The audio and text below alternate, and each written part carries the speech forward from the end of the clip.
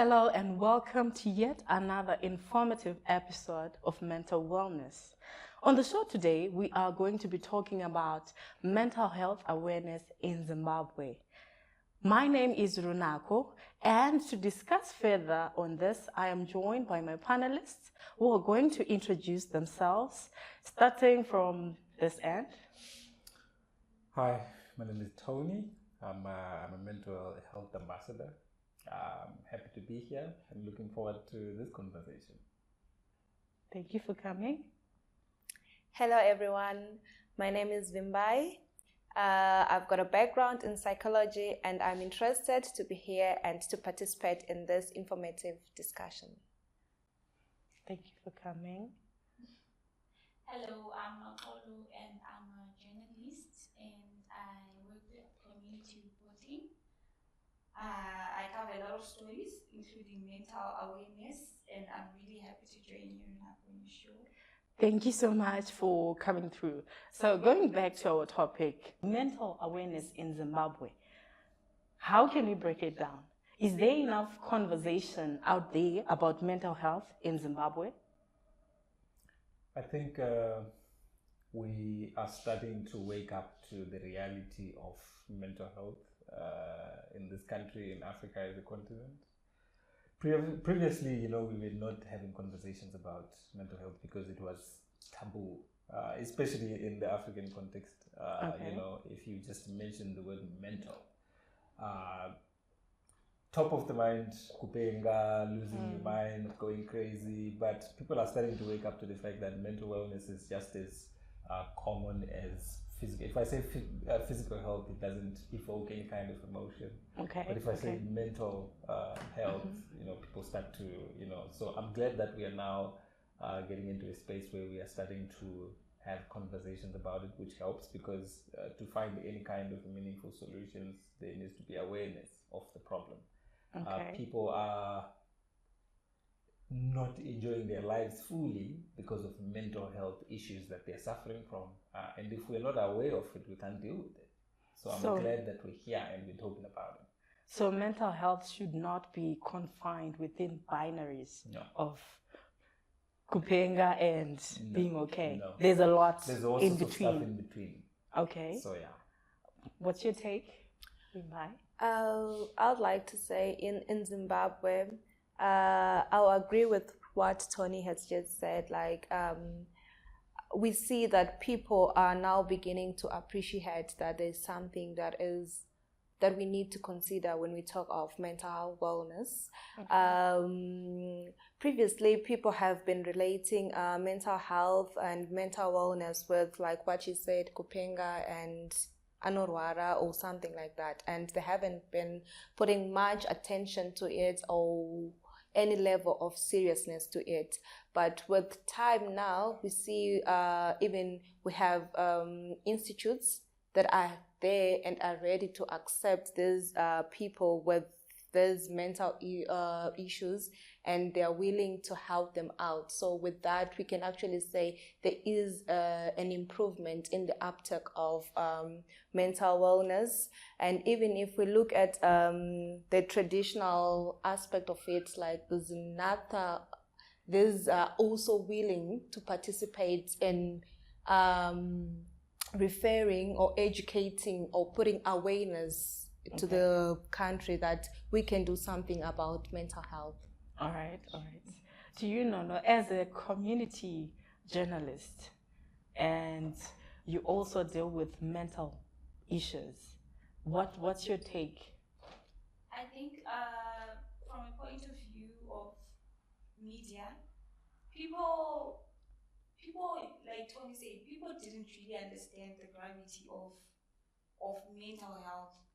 And it also, as journalists, we also impacted that in a negative way because we would write stories probably about someone, probably about their personal, and it really affected them mentally. So I think as journalists, we are now more aware of the problem and trying to, when reporting our stories, we are trying to put that in mind, that there's mental health and people deserve that ability to be mentally free And as journalists, it's our duty to make sure that in reporting, in putting out our stories, we are not impacting negatively and adding on to the problem of mental health and mental wellness. Okay, so you're saying it's okay if you're depressed. It's okay if you're stressed. Put it out there. Maybe you can get help. Yes, exactly. Put it out there. And even if, suppose it's something that would affect you, if I'm going to write a story about you, Runako, and it's going to affect you mentally, we also need to put that into consideration when writing our stories and all that. So I think people are now, should I say, woke about mental health, and it's really there. It's a real issue. Okay. Since we are talking about the awareness of it, let's go back to mental health. Can we break it down? I know it's a broad topic, but we can just attack it from all angles so that we can get an understanding of what we are talking about. For me, it is that one thing that can really stop you from living life to the fullest. You know, I can't think of any area of life which is not affected by mental health. Okay. Talk about your physical health. According to stats now, 87 to 95% of visits to a doctor are mental health related conditions, stress related conditions. Okay. That's in the physical health arena.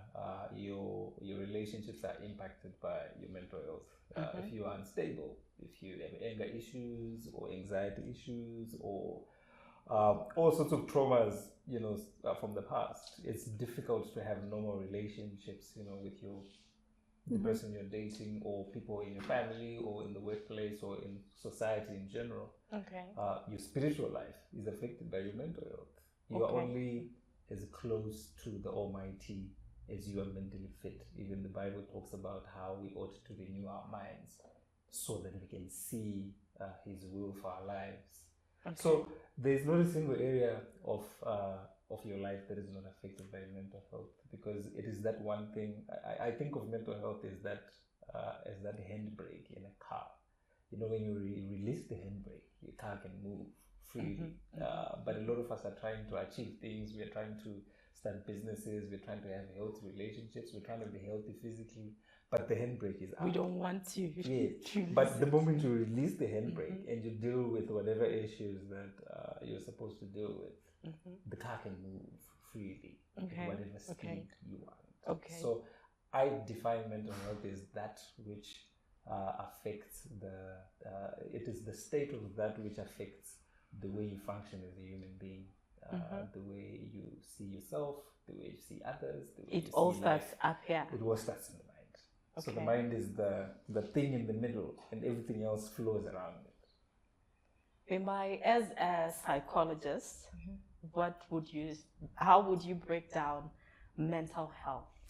Okay, I would say mental health, when we're looking at mental health, we are looking at the behavioral aspects of a human being, we are looking at the cognitive aspect of a human being, and we're looking at how you are managing and living your daily lives.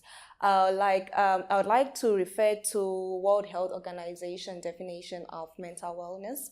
They say mental wellness is not just the absence of mental illness, but it is about you being able to cope with your everyday life. Like what Tony was just saying, it's you being able to cope with your everyday life, be it at work, at home, whatever that you do, it mustn't disturb or put a hindrance in your daily activities. That's when we can say, wow, Runako is actually mental health. So we are talking about your full potential as an individual. What are you capable of doing? If you, like in life, we have our daily stresses that we all face, but how are you as an individual? How are you going to deal with that? What are you going to do? What are your coping mechanism of all such kind of stresses that we're going to face in life? So just breaking it down, I would say mental health is about you realizing your full potential, not just saying you don't have any mental illness, but you realizing your full potential and how to cope with stress when you're faced with one. Okay. No. I'd say mental wellness is just being okay up there. Like, you are just in a good place. Be it I don't know, be it whatever comes your way, you're able to deal with it. You're able to cope. Because you find that most people don't realize they're not mentally well, but they're not coping. Not coping and having these thoughts, thinking things in your head. So I think when you cope, when you're in a space where you're just fine, your head is clear, I think that's being mentally well. I wouldn't know on a professional level like you guys, but you can tell that right now I'm in a mentally good space, and right now I'm not. So I think when you're just okay, you're okay. Okay. Thank you for bringing up the coping aspect. And also, sorry to cut you. Maybe just to add on, I also think mental wellness, it also has something to do with emotional intelligence. I just like to support what Nono has just saying, that, okay, maybe she'll say mental wellness is just you being okay, you being happy, right? So with emotional intelligence, we're talking of wellness and emotional intelligence working maybe hand in hand. Okay. When you're happy, when you're at a party, you should see that Nono is happy, is at a party. You know how to control yourself, your emotions, and everything else. And when you're at a funeral, you know how to. So for instance, I can't expect Nono to be at a funeral and you're in a jovial mood. Something will say something is wrong. Okay. So you see how it relates with mental wellness. So we can't really say there's a set standard, but there's a behavior that we expect that this person is in his or her right mindset, something like that. Okay. There is a behavior that we expect at certain intervals, right? Like you said, if you see someone being jovial at a funeral, you just be like, I see like right. That's the first thought. Or it means they're too mentally healthy. Okay, if you put it that way. Okay, but going back to what we're talking about, you mentioned something about coping. Sometime last year, I lost my baby, and after that, I think what I was doing was just trying to cope, but I didn't really deal with the problem because I would sleep throughout the day, and just to get through the day, I would just sleep, and it took time. That's depression. It took time, but I had to read a book that I got from Dr. Lloyd to actually get a lot of things out of my system because I was holding on. You're waiting. Maybe I'll get my rainbow baby in a few months. Maybe I'll do this, but you are not actually dealing with everything. Okay. Then coming back to that, we have talked about mental health as a state of you being mentally well up there, and emotional intelligence, like you say. There are certain behaviors that we expect from people at a certain time, right? As we are talking about mental health, we have certain disorders. Can we point them out and maybe talk on the aspects that surround them? How to know maybe this is that? How do we go about it? We'll talk about some of the most common, some of the most known mental health disorders, like depression.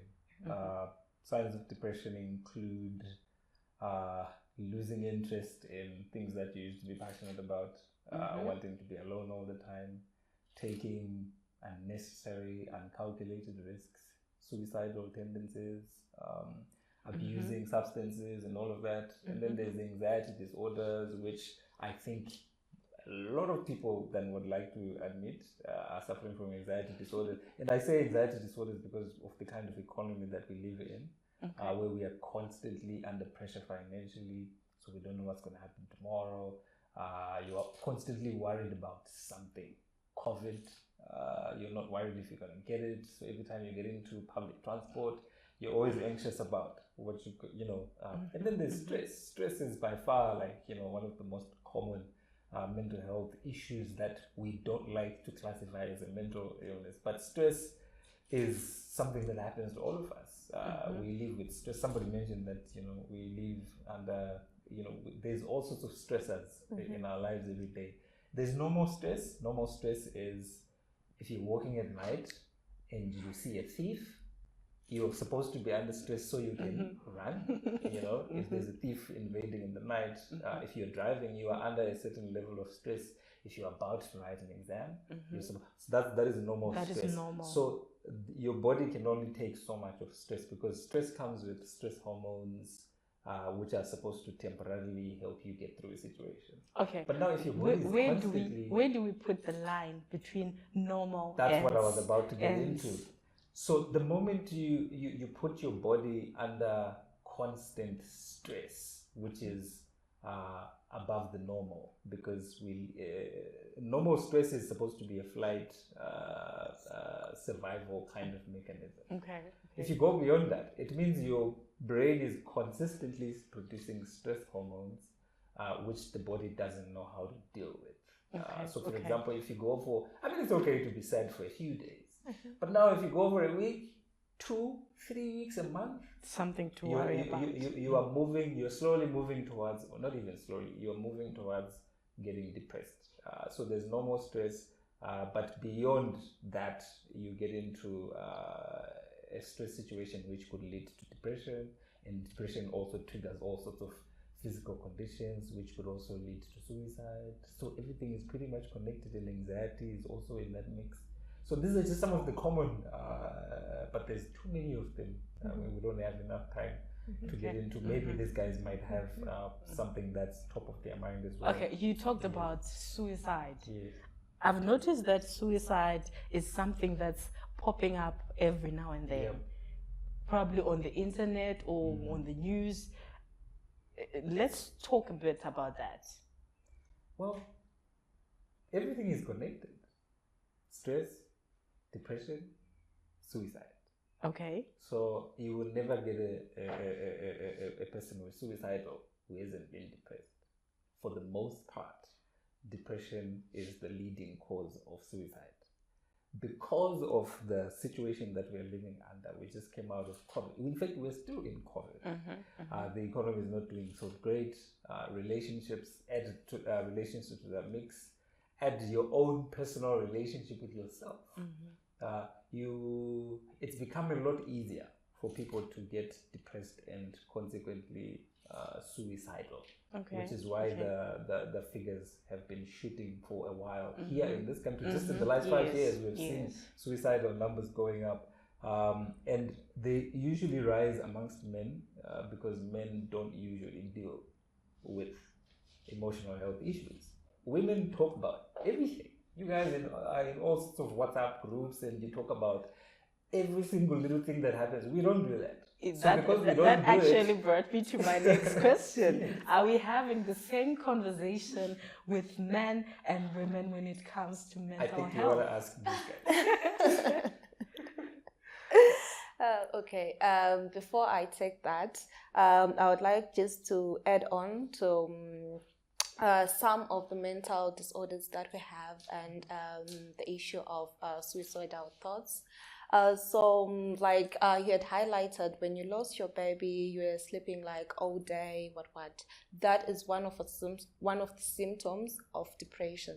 If you find yourself sleeping like the whole day and sleeping the whole night, it shows you that something is wrong. So sleeping too much is a sign of depression, and also insomnia is also another sign of depression. So if you're finding it difficult to sleep at night, there's something wrong. If you're sleeping too much, it's something wrong. Yeah. You could also find yourself eating too much or eating less. Is also another sign of depression. Okay. And when we look at another also sign of mental illness, it's suicidal thoughts. If you happen to find yourself thinking of, okay, I think I should just end my life. I have no reason to live. I have this and that. This is also another symptom of mental illness. Okay. So taking you back to other forms of mental illness, we have depression, like he has highlighted. We've got bipolar disorders.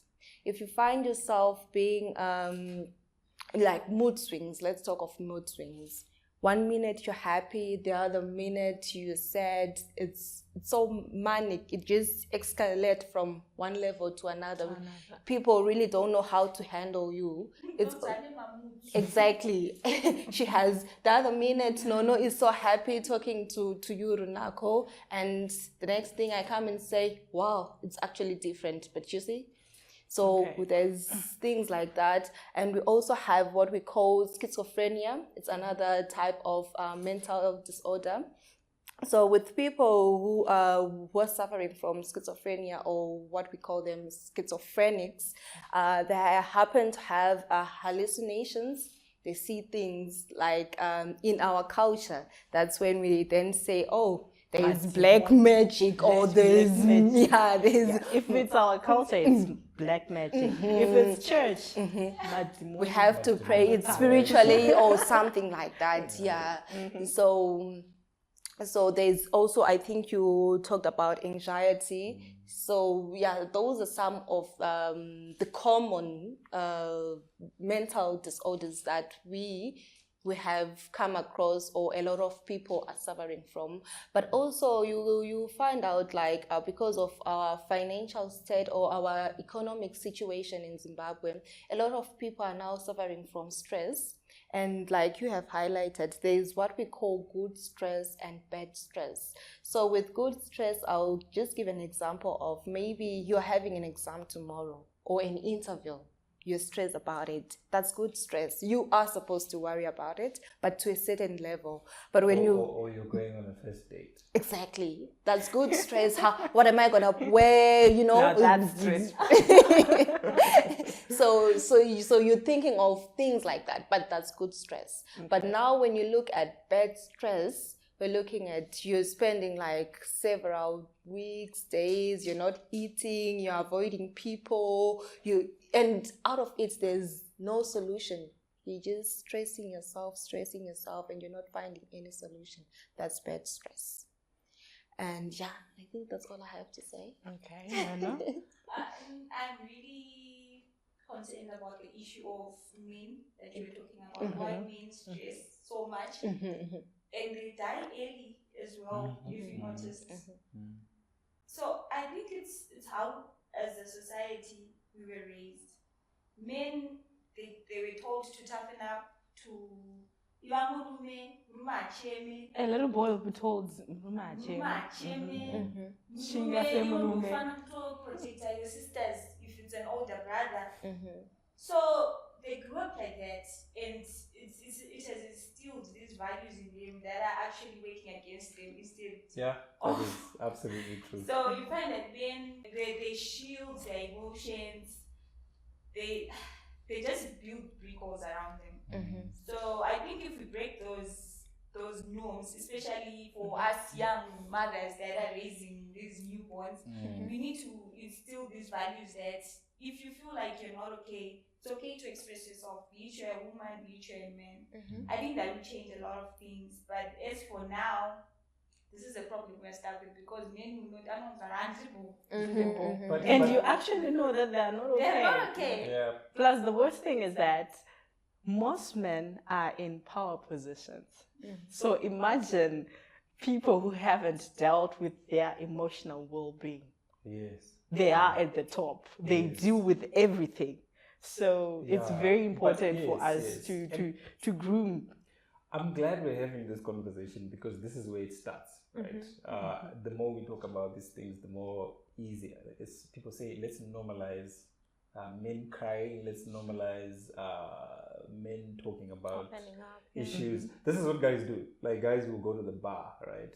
And sit by the bar, and one guy will mention something terrible. He will probably say something like, I'm going through a divorce, and then they'll say, we'll drink to that. And that's as much therapy as it will get. You understand? Okay. So let's normalize. I have personally made a commitment to start a whole new generation of men that find it normal to cry. I have what are called cry days. When you just lock yourself up and you let it out. You let She's it looking all at me out. funny. But you feel better afterwards. You feel better. It It may not be crying, but can it just be someone that you can occasionally call out and say, hey, listen, Adi, I'm having an issue. Can I come to your house and talk about this? And Adi makes it okay for me to open up. And if I need to cry, then, we tell people at funerals, imagine at a funeral, like, what nonsense. What At a funeral. And they're telling a widow who has just lost a whole husband to say, how? So at some point we have to be told that it's okay. It's okay because cry. it actually helps you. You settle yourself after that. That it's okay. I know my heart is broken, but I'll be able to move on from that. Yeah. Okay. Since we have let that out, Yes. men should cry. It's okay. Yes, it's okay to Please. cry. You Yes. can keep Please. tissues in your pocket. You can cry. It's okay. It's allowed. Yep. At some point, I tried to talk to someone about a particular issue. The person was like, "Let me be honest. I don't want to talk about it." I was like, "But why?" He said, "My coping mechanism is not talking about it." Wow. And to him, I said, "I'm the opposite way. I have to talk about it for me to be okay." You see, talking about issues is not an optional. It's not a nice to have thing. Unfortunately, it's the way we are wired as human beings. It's not true that women are more emotional than men. It's not true. That's a lie. It's That's a scientific lie. What makes us human beings is the fact that we are emotional. So everyone is emotional, but we've just been domesticated to not express our emotions as men. Thank you for using that word. So Domesticated. we can undomesticate ourselves from doing that. So crying is an outlet. In fact, not crying, yes, but talking about an issue is the equivalent of throwing up if your tummy is not. Can you imagine somebody saying that I do not want to throw up? Because after you throw up, you become better. So it means as long as you're not throwing up or as long as you're not tiring, it means it's still in there. It's still in there. And it will affect you one way Exactly, or the other. It will exactly. begin to mess you up. And if it's not messing you up physically, it it's going to messes mess up your relationships with people other around people. you. So it's important to think about how good it feels to call up a friend and say, or cry, or whatever. Sometimes you don't even need to say much. Call up someone and cry. And after that you feel, I feel Just them being lighter. there, And you it don't is need to say okay. anything. So yeah. I'm actually one of those people. What's the word in Shona? Kuzeza. Yeah, not kuzeza. Kuzeza. Teta. Ah. Teta Kuchema. kutatoa Oh, when I'm not okay. really? But every time after, because it's painful, it comes to my nose and it's painful. But every time after, I Yes, feel you better. feel better, yeah. So I like that you use that as an example about talking, when you express yourself. I think the whole process of expressing yourself, you're vulnerable. Exactly, you're not yeah. as strong as people think you are. Yeah. So you don't want to be in that position. But after you feel that. But you know what? Vulnerability is actually strength. It's a sign of It strength. is. It is. It's the equivalent of someone who's got enough guts to go to a doctor when they have a broken leg. Can you call that a weak person? No. But So a you proud person will say, I'm okay. Will say I'm okay, and they will suffer, and they will make other people Suffer from that. Exactly. So would you call that strength? It's not. No, It's it's not not. strength. So vulnerability is the new cool. Crying is the new cool. I think I should put that as a hashtag under this. Yeah. Okay. If you're a guy and it's hard for you to talk to someone, like a friend or a relative, sometimes I think you can just talk to God. If you're a Christian, Yep. talk to God. Yep. I did it and it worked. Yep. It actually worked for me because there were all sorts of things going through my head. I'm glad you And I mentioned talked to that. God, and afterward you feel a lot of peace, A lot of peace, yes. inside you. So Yes. it worked. It You can works. try that. Yeah, You yeah, don't have yeah. to tell anyone. Just to add on that, Runako, I also think as a coping mechanism, like you are highlighting that talk to a friend, talk to a relative, but in our society, because of the way that we are raised, maybe talking to a friend or to a relative can be difficult because of the judgments or that will come after that. So personally, I actually advise even talking to a stranger. You know how it is. You don't even know this person, but you just go and you just let it out, vent it out. And with this stranger, yes, I have said it all. I have said everything that I really wanted to say, and they won't say that I know. Yes, so you're good to go. No one will say, "Hi, no Pinga. The last time she was here, she was saying this. No, never mind it. Don't give her attention or something." She loves attention. So just find someone who can you just share with and move on with life. The first word someone used on someone is like, we bipolar, who's zero? Like it was okay. She was actually saying that I'm bipolar, no later, because 1 minute she's happy and the next it clouds, just fell on top of her, and you're like, okay. There's a lot of things that we can do as human beings which do not even require the services of a therapist to feel better, right? As you said, prayer is a powerful thing, because when you pray, you let it out. Even talking to yourself. If you're not religious, then talk to yourself. Let everything out. But in them feeling like this, like, why am I feeling like this? I ask questions. There's an exercise that I do. I call it the drill exercise. Okay. Why am I feeling like this about this particular thing? And then you answer it, and then whatever answer you get, and then you ask why. If you keep asking questions, you get to the very bottom. Why am I feeling rejected by this? You will get to the root of whatever issue that you might have. Meditate. I practice mindfulness. A lot of times, sex helps. Hugs. Sex is therapeutic. It is. It is. Taking a shower, taking a walk, reading a book, running. These are things that will not cost you anything.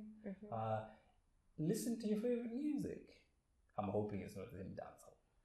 Something that will soothe your spirit and just calm your spirit. Just calm you down. There's certain songs that I listen to in the morning, first thing, and it just puts you in such a good mood. And these things don't cost anything. They just, but because a lot of us are not aware that we can do these things. In fact, it's called self-care. Self-care is the first thing you focus on before needing a professional. We hope that you're going to, you are going to self-care in a way that you won't need the services of a professional. You don't want to be dealing with professional cases. We are hoping people are going to take mental health into their own hands and do the things that they can do on an individual level, so that they don't ever need, because it's not dealing with those things that will lead you to these other serious conditions. Okay. While we're still on that, we were talking about the economy some time before, and not everyone can afford a therapist, right? So we can practice this self-care. You can read a book, jogging, writing, even watching a movie. It helps you. It calms you. Exactly. And just calling a friend. If you're a girl, you can just gossip about something. It leaves you smiling and feeling better. Possibly. Okay, I was saying I was reading somewhere that you can. It's funny that you guys are talking about that. I actually came across it. Was it last week?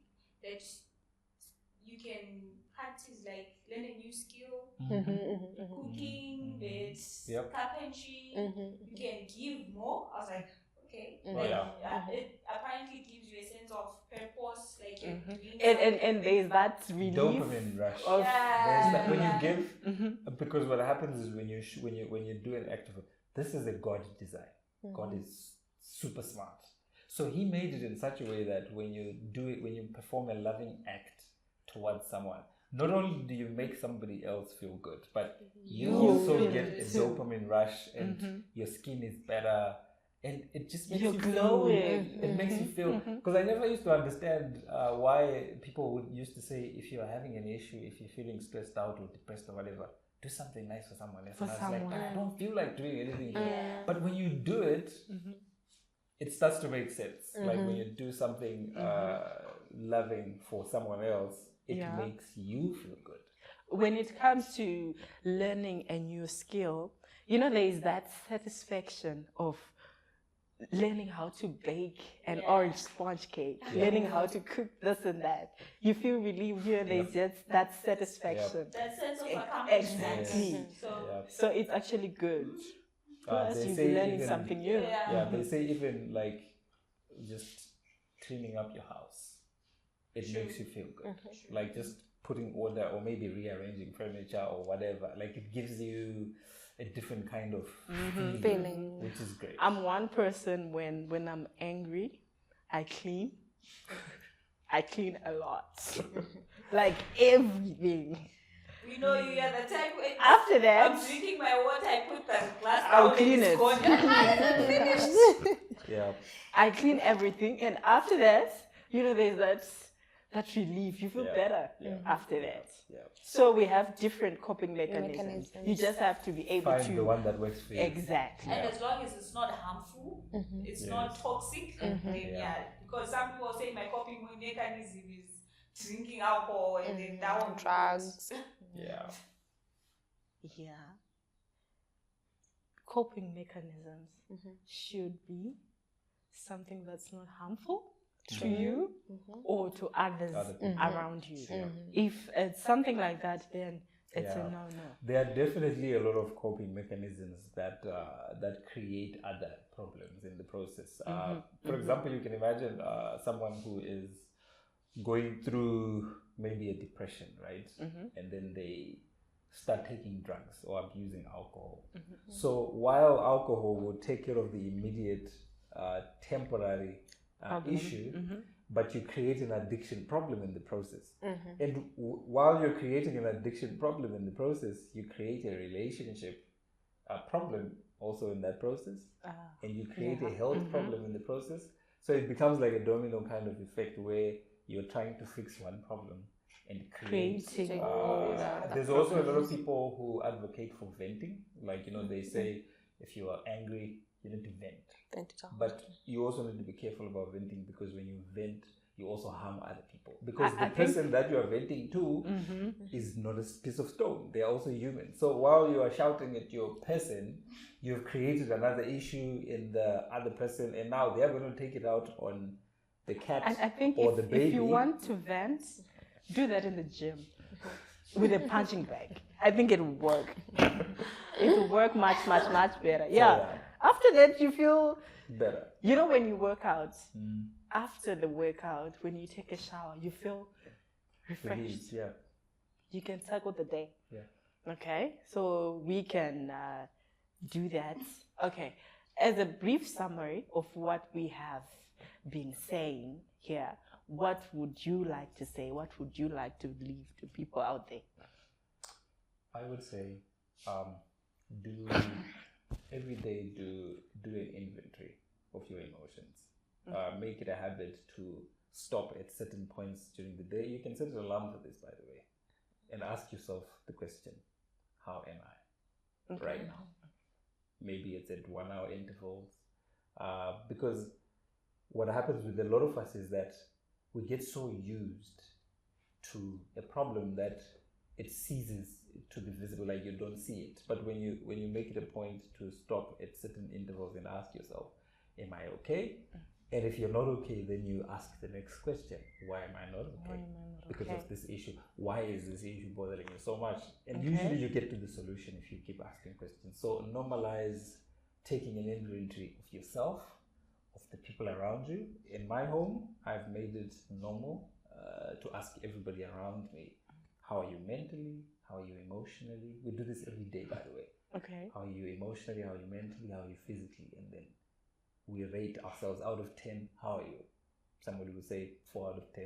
And he's not asking because you want to offer a solution, but you're making them aware of their mental health.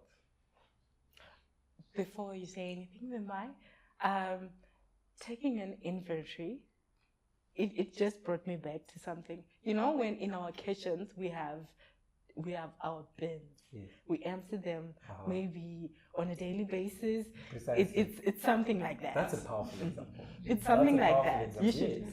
empty it out. Yeah, regular. The more regular, the better. Exactly, exactly. Mimbai? Okay. In a summary, I would like to say mental illness is real. And if you happen to suspect that you might be suffering from one of these disorders, or you happen to know someone who is suffering, these people, they need our support. They need us to be there to support them and not to give them any names, and you know how it is. Let's be there to support one another. Let's support each other, be it socially, if it's financially, maybe refer them to people that we know that these people will be able to attend and to help and give solutions. Let's look for positive coping mechanisms that will help us fight this mental illness thing. We need a society that is that have a good mental health. And like I have said before, mental health, it doesn't mean the absence of mental illness. We need a society that realizes its full potential, a society with individuals who are willing to work without any hindrances disturbing their daily activities. So guys, mental illness is real and we need to fight it. No. I think as individuals, you just need to take a step back. Just breathe. Allow yourself to be in touch with your emotions. And if you're not okay, it's also your responsibility as a person to pull yourself together, to pull yourself back to people. Because you find that those people that end up taking things from the bin, it didn't happen overnight for some of those people. It was a gradual process. So you need to draw yourself back to reality. Because this is me, this is no, I'm not okay, but what can I do? You can use all these tools that we say, take a walk, gym, run, give, learn to bake, do all sorts of things to just be in a mentally good space. I think it's your responsibility. I think anyone can do it because you're in control of your mind. It's just up there. So yeah. As for me, from what I've learned, if all these coping mechanisms and remedies do not work for you, go and seek help, professional help. Yeah. It's recommended. Some of these problems, maybe it's a chemical imbalance. It needs medication. Yes, medication. So seek help. Do an inventory every single day of yourself, your family, and everyone around you. And let's support people with these mental challenges, and do not give them names. You know, it's not good to give people names. You should actually support them and understand. And also, think about it, take a step back, like Nono said, and look at yourself. Are you okay? Yep. Is the next person okay? One of the most powerful things you can ask anyone is, are you okay? Definitely. A couple of days ago, I wrote on my WhatsApp status, I wrote, how are you all doing? It's actually amazing that people responded. They do respond. If you actually put it out there and they are and ask. Yep. They want you to ask. Okay. I'll start with my own personal experience. I've never really put it out there for anyone, but during my childhood years, I was abused by a close family friend. He was my brother's friend, and at the time, I didn't say anything. I don't know whether I was too afraid to say or what, but I think I was 9. I think 9 thereabout. But what I realize now is that I grew up that instant. I didn't say it, but from that instant, I grew up into an adult because I developed this mindset that, I just have to protect myself at all costs. I didn't say it, but as I grew up, it affected a lot of things in my life because you don't trust people, particularly guys. You don't trust guys, just like, you never know what's going to happen. Even if they try to assure you whatever the cost, you just be like, At the end of the day, you never know what they might do. So you keep that distance, that gap, that if they do this, I'll do this. If they do this, I'll do this. But what I realized is that I grew up. I didn't get to be a teenager like other teenagers. So I guess that's how it affected me. Wow. And somehow I think I didn't deal with it quite well at the time. What I just know is that I became strong emotionally for me, that, you know what, I'm just going to grow up and I'm going to protect myself at whatever cost. That was just the mindset. And I think the person tried to reach out later, a few years ago, but honestly, I couldn't even accept their friend request on Facebook. I just couldn't. I was just like, you know what, I've dealt with those demons, I'm not going back there. But it's something that affects. I guess that's why I find that it's so important for us to talk about mental health, because it's something that affected me. Maybe there are other people out there who have been affected. They didn't say anything. I didn't say anything at the time, and I wish I did. Maybe it could have been different. But and confirm that it also affects the way you relate to people of the opposite definitely sex. it does. But not necessarily in a healthy way, because you then grow up with all these walls. So even when genuine people come into the picture, they genuinely want to love and you just don't trust them. You just don't trust them. So you keep them at an arm's length. Exactly. Because you've been hurt by one person. The rest have to suffer now. True. Whereas you never know, they might just be good and the like. And I think I tried to talk to someone about it once. And the response I got from the person, I was just like, you know what, I'm never going to talk about this again. That was my reaction to that. That's powerful. That's me. Okay, maybe just to comment on what you were saying, Runako. I would want us to know that as individuals, we are somehow shaped by our childhood experiences. Our background, or just to say our environment, it really plays a huge part in who we are or who we become as adults. So if you happen to have a terrible childhood, it will eventually affect who you are as an adult. If you don't deal with those issues, they will come to you even if you grow up. They'll hunt you down. You have those memories. So it's good for you to talk about it. I remember like in the psychologist discipline, what we do with young children, if we think that maybe there's some acts that have happened to them, we actually encourage them to talk. But with some of these kids, they might not be open enough to say it. So we actually encourage we plays that, like in nursery school, you happen to see a child coming up with a drawing of a sad father and a crying mother, and you're like, what does this mean? And they say because my mom is always crying or something. Then you see there's some domestic violence going on or something like that. So I'm just saying, let's talk about it, because whatever that happens to us as children, another person actually said, your first core fears, they really play a critical role in your life. So whatever that you went through, it will eventually affect you. So going back to the question, I think it was us talking about some of the experiences that we have faced.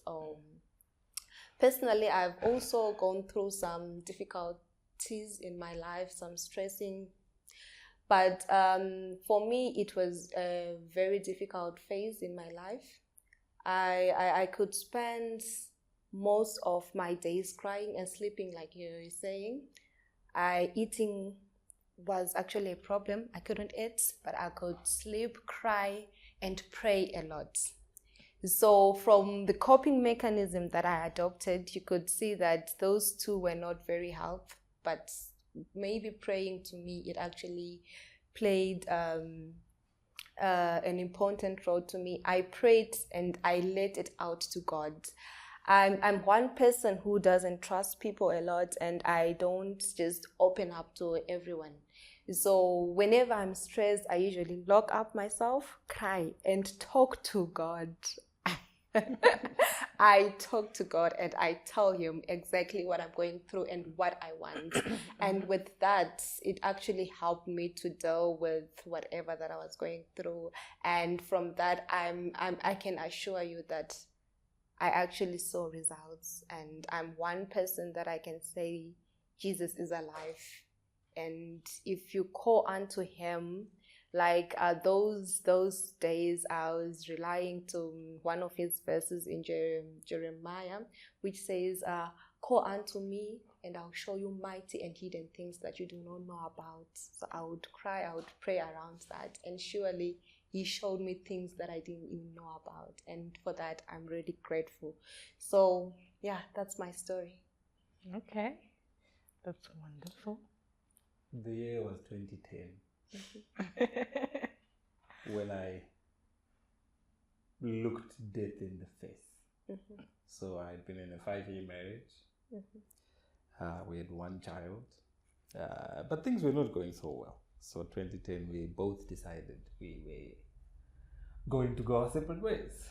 So, and we did. That was not the issue. What I didn't anticipate was the trauma that came after that, because after we went our separate ways, I left with nothing. Like, I literally moved out of the place that we were staying in with a little bag and a small radio, and I was, for the first time in 5 years, I was on my own. I was not living with my child anymore. So that, although I didn't know at the time, but I was actually severely depressed at the time. So I remember this one day when, in fact, this 1 week when I didn't leave my room, leave the house for like 4 days straight. Okay. And I would wake up. I think the only thing I ate was cereal.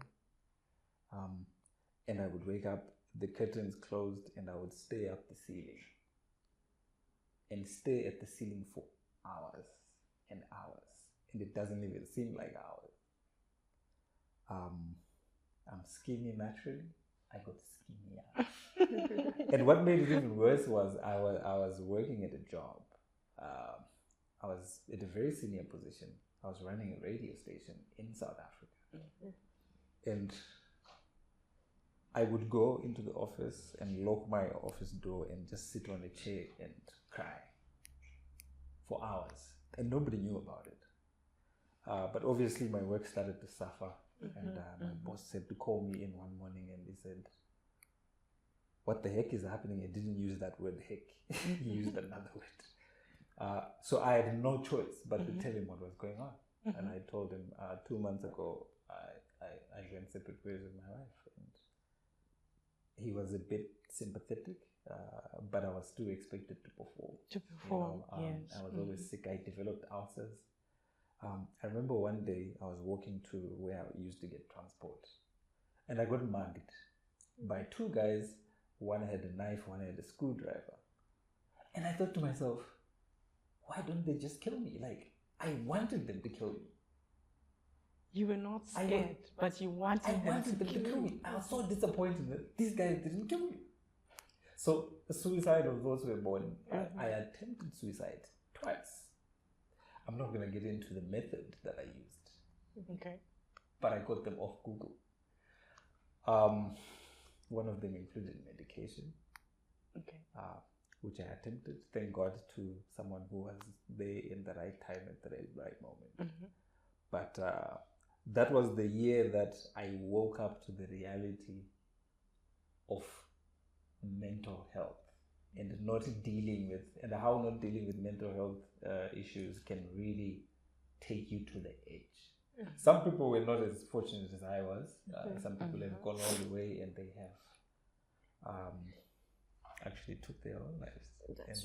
And we read stories. People say all sorts of things on social media, but we accuse them of seeking attention. But if somebody is crying out for help, you would rather err on the side of being there and finding out they were faking it than not doing anything at all. Because what I know for sure is that a lot of people are going through a lot. And if you see someone just posting funny statuses or whatever, it's a reason for you to ask and say, because that's what happened to me. Like somebody just noticed something because I was a very social person, but all of a sudden I was withdrawn, and they cared enough to drive to my house, and even when I didn't open the door, they came to my window and they wouldn't leave. They were there for like a good 30 minutes until I opened the door. And because I opened the door, I was forced to talk about it. And because I talked about it, I became better. But that was the year that mental health hit me in the face, slapped me in the face and said, wake up. So it's the reason why I'm here today. Yeah. Okay. I think for me, it's really weird, but it's actually still a very ongoing thing. And many people, when I express it, it just seems like, no, really? Yeah, it's not an issue. But I think my weight it's been something that really bugs me. And I wasn't always like big in a way. Of course, over the years I gained weight. But it got to a point where I think, mixed with this whole economic thing, I wasn't working. I'll spend the day at home. I like cooking, so I'll cook and I'll eat. And I'll feel depressed. By depressed, I mean crying depressed. Like you just ate. And you're thinking, okay, I'm big, my jeans don't fit. It depresses you, you cry, you sleep, you wake up, you eat again. It was a cycle. And it's only now that I actually took time to accept that this is a problem and I need to deal with it fast before it consumes me. And when I express it, even my own family, I'm sorry to say, but they don't understand this. Because when you talk to my mom, she's like, you're fine. You're okay, you're beautiful like this. But I'm thinking, no. Because some people are not as sensitive. People will tell you, what age? You're too big. And I'll just try to be like, it's nothing. But when I'm alone, I cry, I sleep.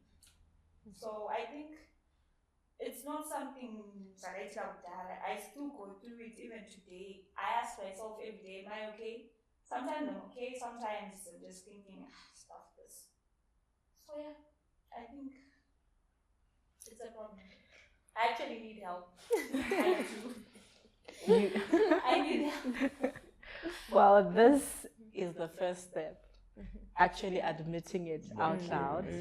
You know, so you will get help. You will actually help yourself because you have the methods to do this and the like. And personally, I'm glad that we did this episode. This has been something that I haven't been able to say, not because I can't, but because I had never had a group which I'm comfortable enough to share it. Because some people can be really judgmental. Some people can be like, this happened when you were a kid. You're a grown woman. Just brush it off. But it's there at the back of your head. It's there, one way or the other. If you don't deal with it, it consumes you. So whatever it is that you need to talk about, talk about it to someone. If you can't trust someone enough, then lock your door and talk to God.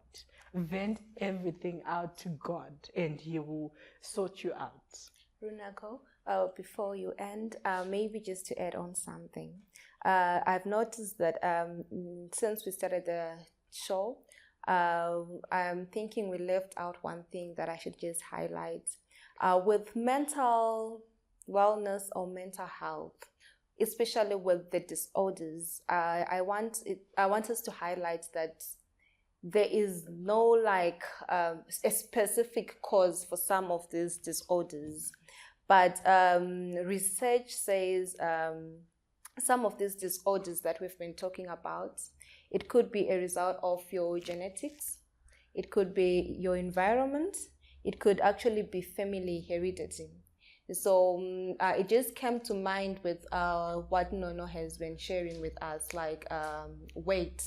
You happen to see with other families, it's actually maybe your grandmother was actually suffering from obese, and it's now you, and maybe if you don't solve it now, it can actually go on to your kids, and it becomes a generational thing. So with some of these mental problems or mental disorders, mental health or whatever that we are suffering from, we cannot really say it was caused by this or that, but with some it's in our genes. So we need to seek help and find the root cause where we can, and where we cannot, let's support each other and be there for each other to offer support and to help one another, so that it doesn't keep on going on and on.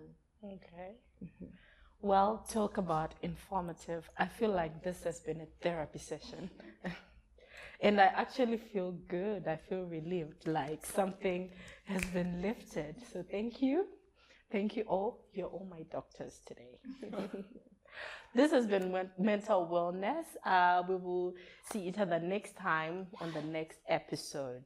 Thank you so much for watching.